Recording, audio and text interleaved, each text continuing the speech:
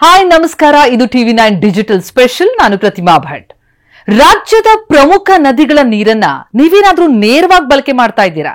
ಹಾಗಿದ್ರೆ ಎಚ್ಚರ ವಹಿಸಲೇಬೇಕು. ಯಾಕಂದ್ರೆ ರಾಜ್ಯ ಮಾಲಿನ್ಯ ನಿಯಂತ್ರಣ ಮಂಡಳಿ ನಡೆಸುವಂತಹ ನೀರಿನ ಪರೀಕ್ಷೆಯಲ್ಲಿ ರಾಜ್ಯದ 12 ಪ್ರಮುಖ ನದಿಗಳ ಪೈಕಿ ಯಾವ ನದಿಯ ನೀರು ಕೂಡ ಎ ದರ್ಜೆಗೆ ಸೇರಿಲ್ಲ. ಅಂದ್ರೆ ಆ 12 ನದಿಗಳ ನೀರು ನೇರವಾಗಿ ಕುಡಿಯೋದಕ್ಕೆ ಯೋಗ್ಯ ಆಗಿಲ್ಲ. ಇಂಥದೊಂದು ಎಚ್ಚರಿಕೆಯ ಕರೆ ಬಂದಿದೆ. ಮಾಲಿನ್ಯ ನಿಯಂತ್ರಣ ಮಂಡಳಿ ರಾಜ್ಯದ 12 ನದಿಗಳ ನೀರನ್ನ 32 ಕಡೆ ಪರೀಕ್ಷೆಗೆ ಒಳಪಡಿಸಿತು. ಪ್ರತಿ ತಿಂಗಳು ಕೂಡ ನದಿಯ ನೀರನ್ನ ಪರೀಕ್ಷಿಸಿ ಅವುಗಳ ವರದಿಯನ್ನ ಸಿದ್ಧಪಡಿಸಲಾಗ್ತಾ ಇದೆ. ಸೆಪ್ಟೆಂಬರ್ನಲ್ಲೂ ಕೂಡ ಪರೀಕ್ಷೆ ನಡೆಸಲಾಯಿತು. ಆ ಪರೀಕ್ಷೆಯ ವರದಿಯಂತೆ 12 ನದಿಗಳ ಪೈಕಿ ಯಾವುದೇ ನದಿಯ ನೀರು ಕೂಡ ನೇರವಾಗಿ ಕುಡಿಯೋದಕ್ಕೆ ಬಳಕೆ ಮಾಡದೇ ಇರುವಂತಹ ಸ್ಥಿತಿಯಲ್ಲಿದೆ. ನದಿಗಳ ನೀರಿನಲ್ಲಿ ಆಮ್ಲಜನಕದ ಕೊರತೆ ಇದೆ, ಬಯೋಕೆಮಿಕಲ್ ಆಕ್ಸಿಜನ್ ಇದೆ ಅನ್ನೋದನ್ನ ಸ್ಪಷ್ಟಪಡಿಸಲಾಗಿದೆ. ಯಾಕೆ ಯೋಗ್ಯ ಅಲ್ಲ ಅಂತಂದ್ರೆ ಇದೇ ಕಾರಣಕ್ಕೆ. ಈ ನದಿಗಳ ನೀರಿನಲ್ಲಿ ಆಮ್ಲಜನಕದ ಕೊರತೆ ಇರೋದ್ರಿಂದಾಗಿ biochemical oxygen, coliform bacteria, fecal coliform bacteria ಇವೆಲ್ಲವೂ ಕೂಡ ಹೆಚ್ಚಾಗಿದೆ. ಹೀಗಾಗಿ ಈ 12 ನದಿಗಳ ಪೈಕಿ ಯಾವುದೇ ನದಿಯ ನೀರು ಕೂಡ ಎ ದರ್ಜೆಗೆ ಸೇರೋದಿಲ್ಲ ಅಂತ ವರದಿ ಸ್ಪಷ್ಟವಾಗಿ ಹೇಳ್ತಾ ಇದೆ.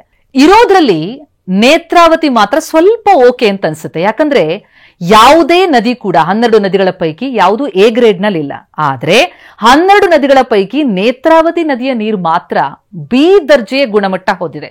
ಎ ಅಂತೂ ಇಲ್ವೇ ಇಲ್ಲ ಯಾವ ನದಿನೂ. ಒಂದೇ ಒಂದು ನದಿ ಬಿ ದರ್ಜೆಯ ಗುಣಮಟ್ಟವನ್ನ ಹೊಂದಿದೆ. ಅಂದ್ರೆ ಈ ನೀರನ್ನ ನೇರವಾಗಿ ಕುಡಿಯೋದಕ್ಕೆ ಸಾಧ್ಯ ಆಗಲ್ಲ, ಆದ್ರೆ ಸ್ನಾನ ಅಥವಾ ಗೃಹ ಬಳಕೆಗೆ ಉಪಯೋಗಿಸಬಹುದು. ಅದನ್ನ ಹೊರತುಪಡಿಸಿ ನೇರವಾಗಿ ಕುಡಿಯೋದಕ್ಕೆ ಯೋಗ್ಯ ಅಲ್ಲ ಅಂತ ಮಾಲಿನ್ಯ ನಿಯಂತ್ರಣ ಮಂಡಳಿ ವರದಿ ಹೇಳ್ತಾ ಇದೆ.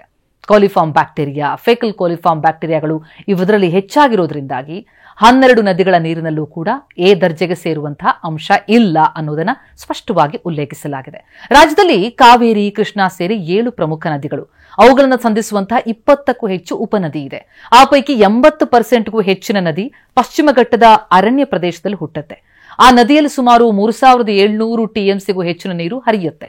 ಆದರೆ ಈ ಕೈಗಾರಿಕೆ, ಗೃಹ ಬಳಕೆ ತ್ಯಾಜ್ಯ ಇವೆಲ್ಲವೂ ಕೂಡ ನದಿಗೆ ಸೇರಿ ನದಿಗಳ ನೀರು ಕಲುಷಿತವಾಗಿದೆ, ಬಳಕೆಗೆ ಯೋಗ್ಯವಲ್ಲದಂತಾಗಿದೆ. ಹಾಗಿದ್ರೆ ಯಾವ್ಯಾವ ನದಿಯ ಪರೀಕ್ಷೆ ಆಯಿತು? 12 ನದಿ ಮಾತಾಡಿದ್ವಲ್ಲ. ಬಿ ದರ್ಜೆಗೆ ಸೇರ್ತಾ ಇರೋದು ನೇತ್ರಾವತಿ ಮಾತ್ರ.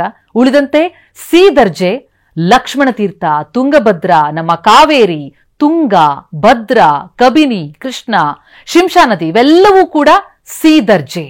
ಇನ್ನು ಡಿ ದರ್ಜೆಗೆ ಸೇರ್ತಾ ಇರುವಂತಹ ನದಿಗಳು ಭೀಮಾ, ಕಾಗಿಣ ಮತ್ತು ಅರ್ಕಾವತಿ. 12 ನದಿಗಳ ಪೈಕಿ ನೇತ್ರಾವತಿ ನದಿ ನೀರು ಮಾತ್ರ ಬಿ ದರ್ಜೆಯ ಗುಣಮಟ್ಟ ಹೊಂದಿರೋದ್ರಿಂದ ಈ ನೀರನ್ನ ಸ್ನಾನ ಅಥವಾ ಗೃಹ ಬಳಕೆಗೆ ಉಪಯೋಗಿಸಬಹುದು, ಆದರೆ ನೇರವಾಗಿ ಕುಡಿಯೋದಕ್ಕೆ ಯೋಗ್ಯ ಅಲ್ಲ. ಉಳಿದಂತೆ 8 ನದಿಗಳ ನೀರು ಸಿ ಮತ್ತು 3 ನದಿಗಳ ನೀರು ಡಿ ದರ್ಜೆಯ ಗುಣಮಟ್ಟ ಏನು ಹೊಂದಿದೆ. ಅದರಲ್ಲಿ ಸಿ ದರ್ಜೆ ಹೊಂದಿರುವಂತಹ ನದಿ ನೀರನ್ನ ಸಂಸ್ಕರಿಸಿ ಬಳಸಬಹುದು.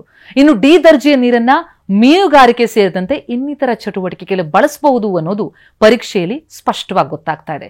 ಇದರಿಂದ ನಾವು ತಿಳಿಬೇಕಾಗಿರೋದು, ಇನ್ನಾದ್ರೂ ನಾವು ಎಚ್ಚೆತ್ತುಕೊಳ್ಬೇಕಿದೆ. ನದಿಗಳ ಸ್ವಾಸ್ಥ್ಯವನ್ನ ಕಾಪಾಡಬೇಕಾಗಿದೆ. ನಮಸ್ಕಾರ.